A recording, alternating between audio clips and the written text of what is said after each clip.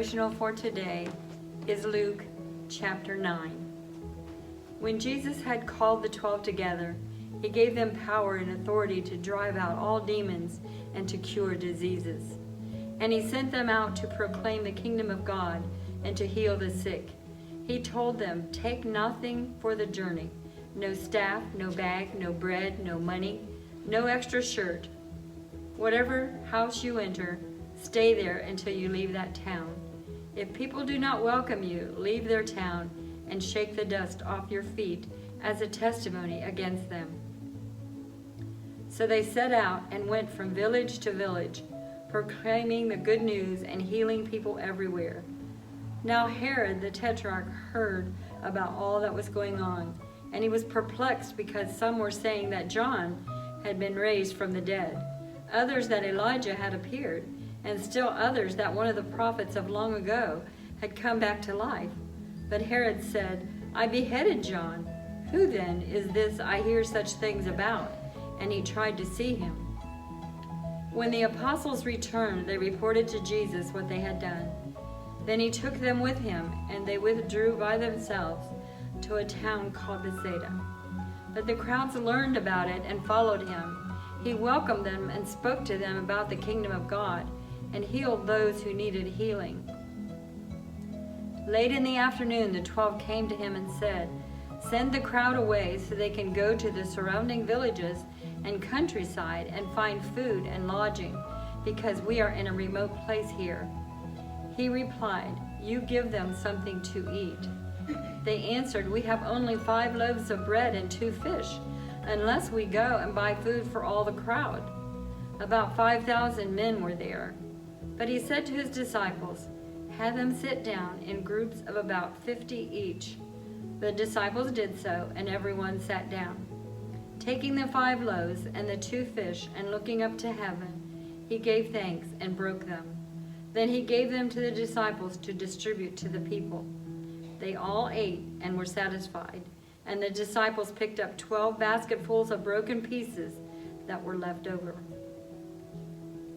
Once when Jesus was praying in private and his disciples were with him, he asked them, "Who do the crowds say I am?" They replied, "Some say John the Baptist, others say Elijah, and still others that one of the prophets of long ago has come back to life." "But what about you?" he asked. "Who do you say I am?" Peter answered, "God's Messiah." Jesus strictly warned them not to tell this to anyone, and he said, "The Son of Man must suffer many things and be rejected by the elders, the chief priests, and the teachers of the law, and he must be killed, and on the 3rd day be raised to life." Then he said to them all, "Whoever wants to be my disciple must deny themselves and take up their cross daily and follow me. For whoever wants to save their life will lose it, but whoever loses their life for me will save it. What good is it for someone to gain the whole world and yet lose or forfeit their very self? Whoever is ashamed of me and my words, the Son of Man will be ashamed of them when he comes in his glory, and in the glory of the Father and of the holy angels. Truly I tell you, some who are standing here will not taste death before they see the kingdom of God." About 8 days after Jesus said this, he took Peter, John, and James with him and went up onto a mountain to pray. As he was praying, the appearance of his face changed, and his clothes became as bright as a flash of lightning. 2 men, Moses and Elijah, appeared in glorious splendor, talking with Jesus. They spoke about his departure, which he was about to bring to fulfillment at Jerusalem. Peter and his companions were very sleepy, but when they became fully awake, they saw his glory and the 2 men standing with him. As the men were leaving Jesus, Peter said to him, "Master, it is good for us to be here. Let us put up 3 shelters, one for you, one for Moses, and one for Elijah." He did not know what he was saying. While he was speaking, a cloud appeared and covered them, and they were afraid as they entered the cloud. A voice came from the cloud saying, "This is my son whom I have chosen. Listen to him." When the voice had spoken, they found that Jesus was alone. The disciples kept this to themselves and did not tell anyone at that time what they had seen. The next day, when they came down from the mountain, a large crowd met him. A man in the crowd called out, "Teacher, I beg you to look at my son, for he is my only child.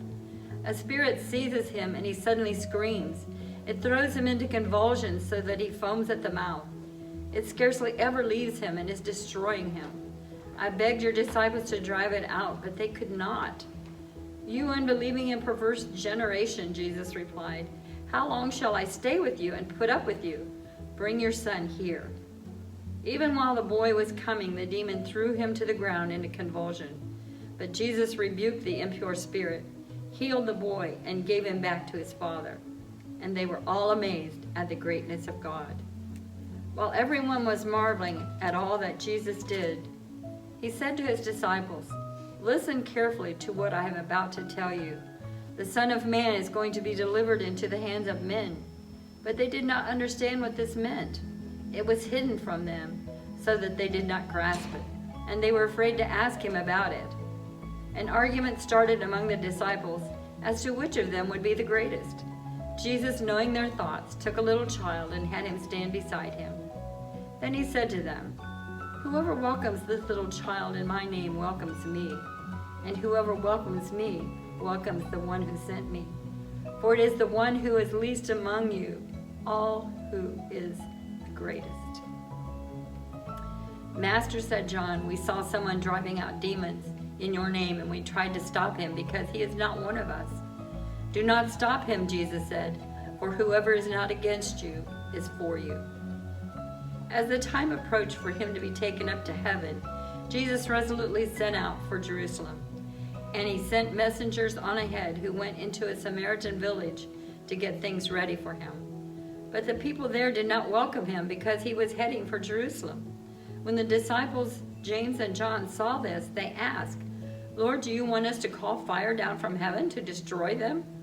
But Jesus turned and rebuked them. Then he and his disciples went to another village. As they were walking along the road, a man said to them, "I will follow you wherever you go." Jesus replied, "Foxes have dens and birds have nests, but the Son of Man has no place to lay his head." He said to another man, "Follow me."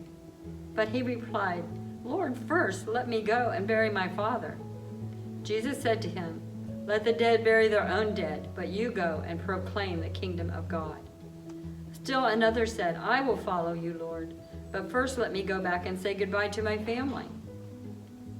Jesus replied, "No one who puts a hand to the plow and looks back is fit for service in the kingdom of God."